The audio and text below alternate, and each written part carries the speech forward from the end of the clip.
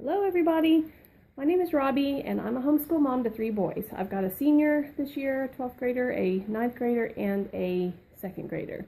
And this actually is the end of year review for our Bookshark curriculum that my middle child used for 8th grade. And Sunlight is a sister company of Sunlight. They are the secular version, the secular side of Sunlight. A lot of charter schools are now able to utilize this program because of that, which we do use a charter for our homeschool. And what I've done with this particular program is just incorporate a few items from the Sunlight curriculum that were not included here in order to provide a little more Christian perspective in the program, but for the most part, we use this, standalone for history and American historical literature. So this was essentially his literature reading / history curriculum. And I wanted to go into more depth with this. I did touch on it during my end of year review for my son's 8th grade curriculum, and but I just wanted to go into more depth with it because there's so much to it. I just couldn't go through everything in that video. It was long enough as it was, as is my usual. So I will go through, what we liked about this and what we didn't, if anything, the pros and cons, and just kind of go over what my son's favorite things were in the program. This program is essentially their middle / high school curriculum. They don't do an all-in-one curriculum past 7th grade. So starting 8th grade, so middle school through high school, well, that's not true. 7th grade, 6th grade, those are both middle school. So, but basically they have a full-fledged box curriculum all the way through 7th grade, and then they do the History 100. And the History 100, or History / Literature 100, it is just the history and the reading. They don't have a box curriculum that includes all the other subjects. So we did use a different company for those things. And this is recommended for grades ages up through age 16, like ages 13 through 16, I believe. I will double check that in just a minute. But, 8th grade all the way through like 10th, 11th grade, somewhere in there. So if you'll just give me a minute, I will change perspectives and kind of go over these things in a little more detail one-on-one. Just one moment.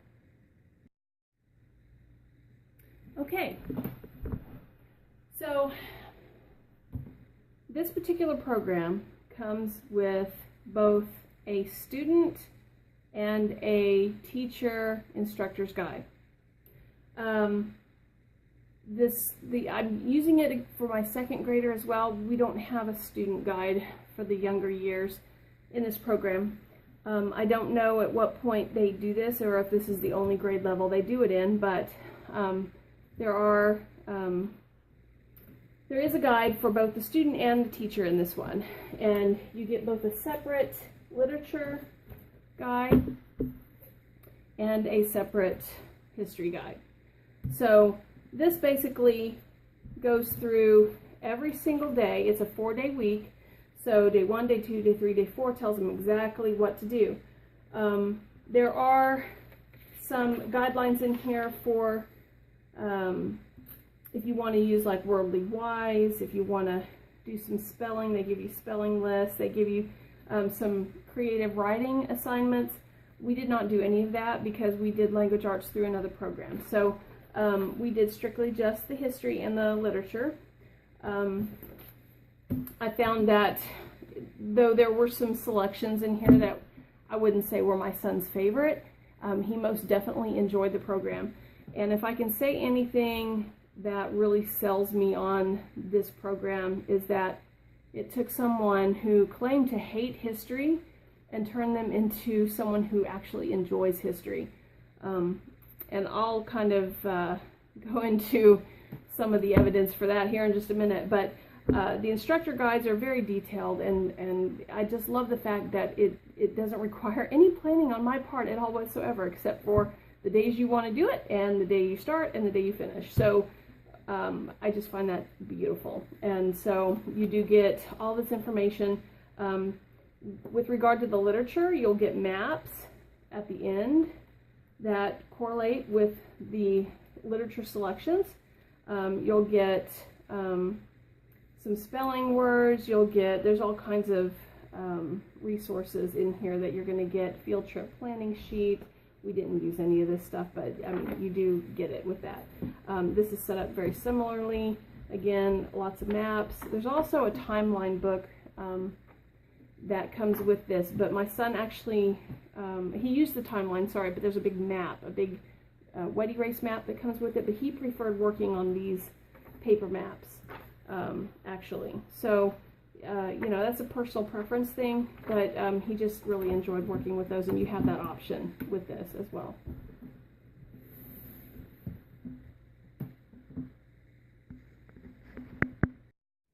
Okay, so this is the instructor guide here, and as you can see, it's pretty massive, and it does have everything broken down by weeks, so you get these weekly tabs with it, and then when you assemble your guide, you put in, you know, each course is week 1 goes here, each course is week 2 goes here, if I can spit it out.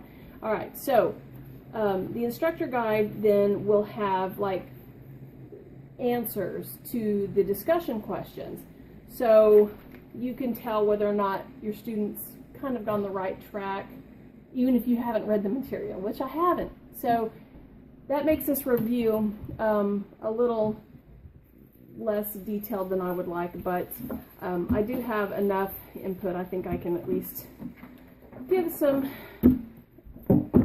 opinion. All right, so that was the instructor guide. Now, you get both a set of reading books for the literature and a set of history books.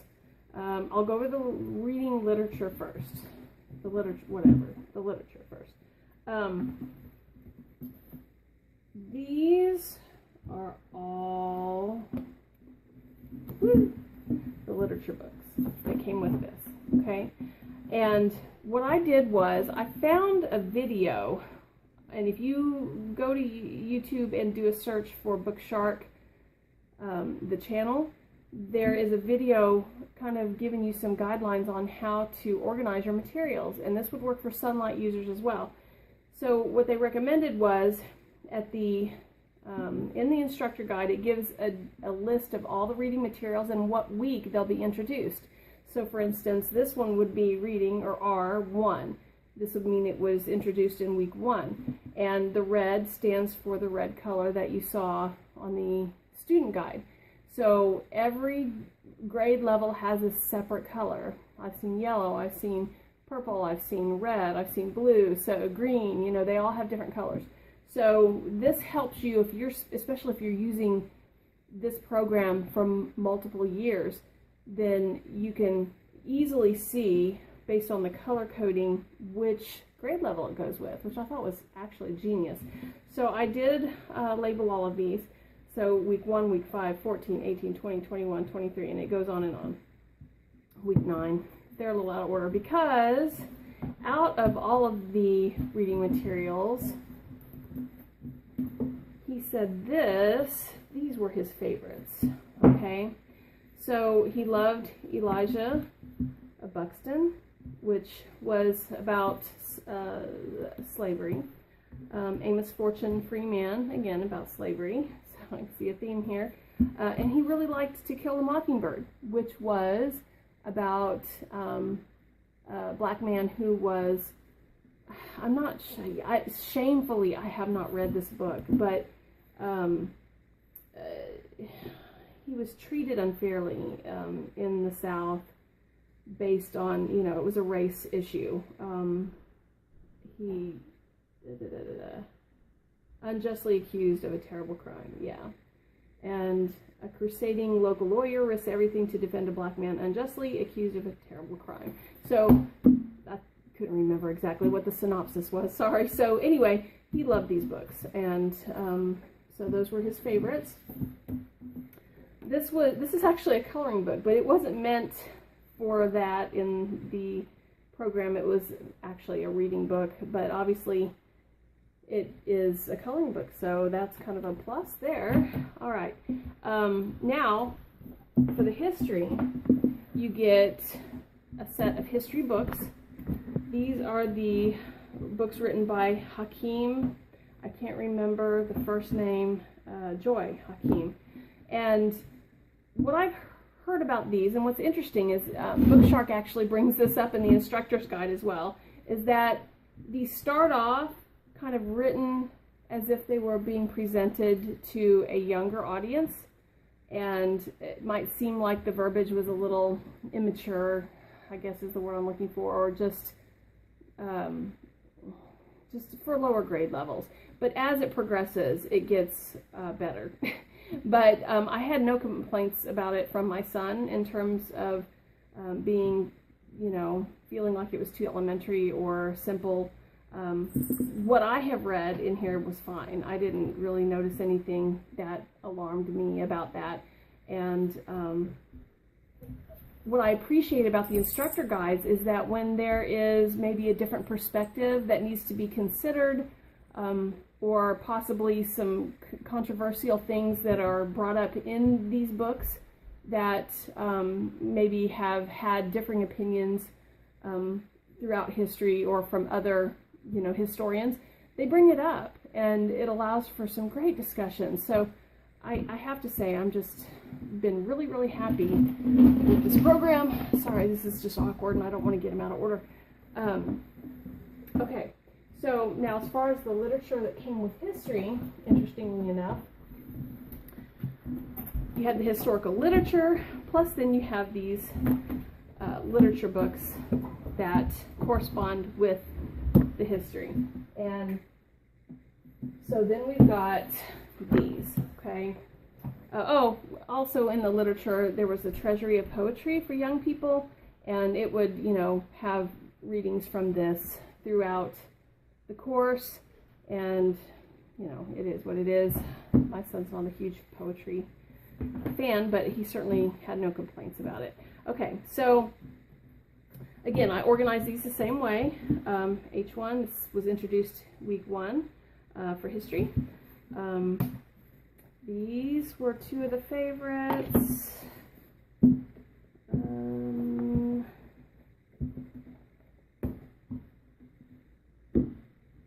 Where's the other? Oh, they were the reading books. Yeah, I'm sorry. I knew there were like 4 favorites.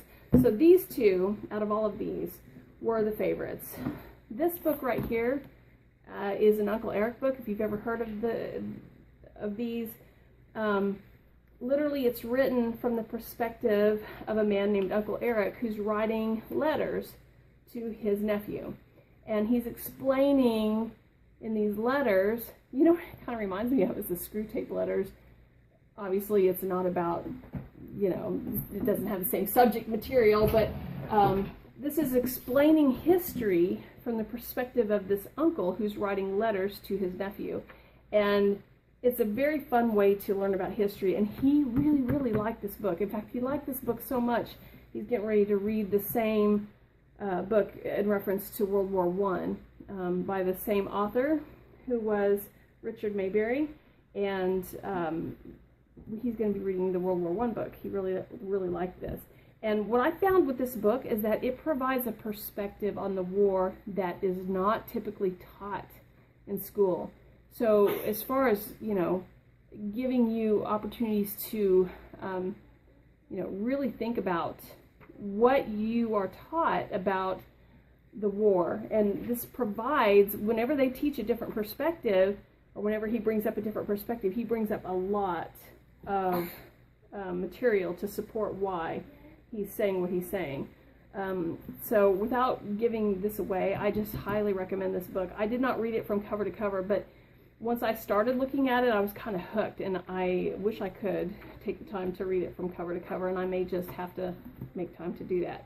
But I have really, kind of combed through it and really enjoyed that. And of course, these Woody's books, these are extremely popular, and now I know why.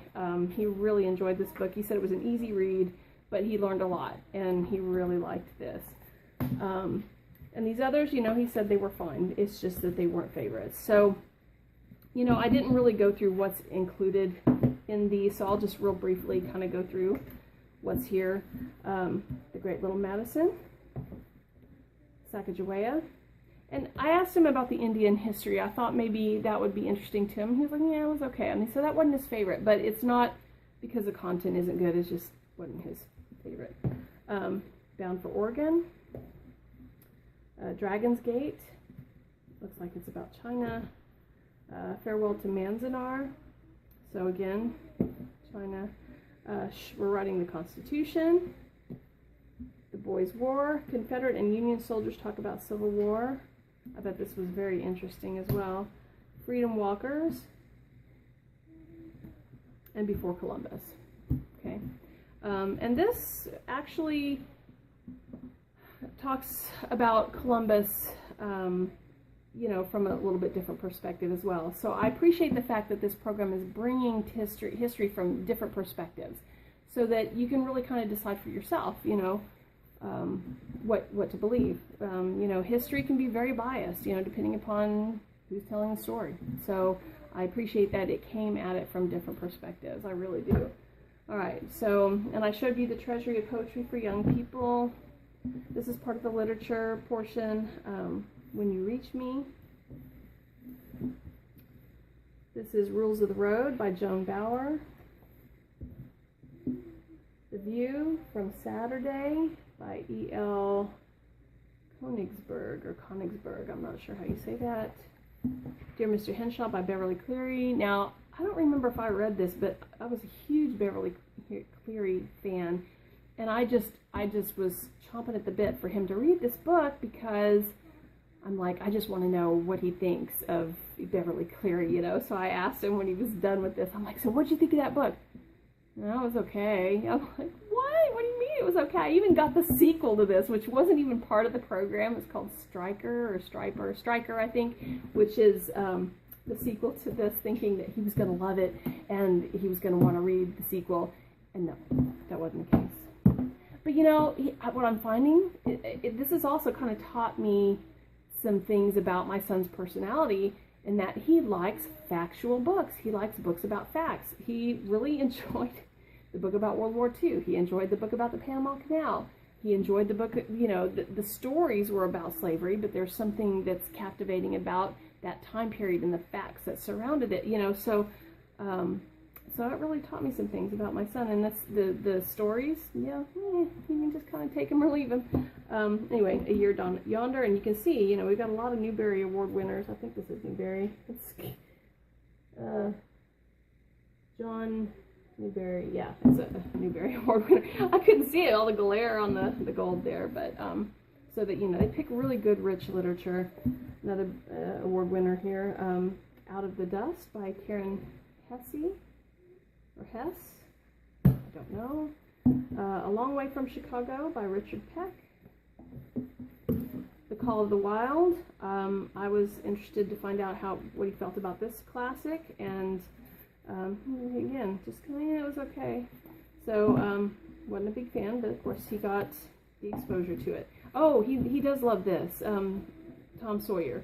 He's read this, he's read Huck Finn, he's read, I think they might have been abridged versions. This one is not abridged. I'm pretty sure it's not. But he really enjoyed this, and it was the second time to read that, but he really enjoyed it. Lois Linsky, Indian Captive, The Story of Mary Jemison by Lois Linsky. Children of the Longhouse. So as you can see, they get a really nice range of literature covering early American living, Native American, you know, life, slavery, you know, the children of World War II, just really good, rich coverage, I think, of these historical periods. This Rip Van Winkle book, Of course, To Kill a Mockingbird, Amos Fortune Freeman, and Elijah A. Buxton. Okay. This is the timeline book, what it looks like. It starts from prehistory all the way to futuristic 2020. And as you can see, here I'm hoping that he's gonna, cut out pictures and find magazine pictures and internet paper, print them up. No, he did take notes though, so thumbs up for that. But so yeah, so we did use that. This is that map I was telling you about that he decided not to use. He just felt like it was too cumbersome. He preferred working on the other maps. So yeah, I know you can't see the whole thing, but it's pretty big. And it folds up and you get wet erase markers to go with it actually. So that is that. So, alright, so that is my overview of the Bookshark curriculum. And again, do I recommend it? Yes. Would we use it again? Yes. As a matter of fact, the charter school that we're a part of, and I debated whether or not to go with the charter school for high school years, because the charters tend to gravitate towards online learning. And I used strictly online learning before with my oldest, who was with this charter in 9th grade, and we did not enjoy the online learning at all. And so I've been advocating for more blended classes, and evidently other parents have been advocating for that as well. And the administrator has been incredibly open-minded. So what we're getting to do this year is a blended English history class. I mean, I'm wondering if they even use this as a format. I really don't know. We're also doing a blended science class. So for biology, the kids will come in for once a week to do labs. They'll get a program that includes both hard copy text, online text, multimedia sources, and then they'll get to come in for the labs, and then all the tests are done online.